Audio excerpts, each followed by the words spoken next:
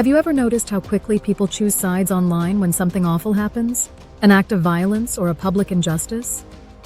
That rush to align ourselves isn't just social, it's psychological. It's called groupthink or moral contagion. When a tragedy hits, our brains go into threat mode. We feel fear, anger, sadness, even helplessness, and our nervous system looks for safety. But on social media, safety doesn't come from calm or clarity. It comes from belonging. So we scan the digital crowd, looking for the loudest, most certain voice to follow. Groupthink happens when people trade independent thought for group approval.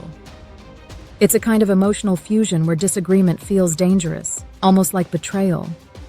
Our need for acceptance overrides our ability to think critically. Then moral contagion takes over. This is when emotions, especially outrage, spread through a community like a virus. Someone posts a hot take filled with anger, and that anger triggers everyone else's unresolved anger, fear, and grief. Suddenly, emotion replaces evidence, and belonging replaces truth.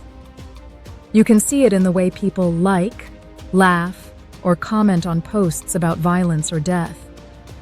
Those reactions aren't always about agreement or humor. They're social signals, like waving a flag to say, "I'm part of this group." The deeper meaning of the issue gets lost in the noise of identity and tribalism. Psychologically, it's easier to join a side than to sit in the discomfort of complexity. Certainty feels safer than compassion. Rage feels more powerful than grief. But when we get swept up in moral contagion, we stop thinking, we start reacting.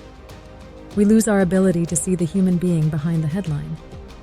If you've ever found yourself caught up in that pull, pause for a moment. Ask yourself, is this my conviction or just my crowd's emotion? Am I thinking for myself or echoing what makes me feel accepted? Awareness breaks the trance. Because the moment you start thinking again, the crowd loses its grip, and compassion starts to grow where outrage once lived.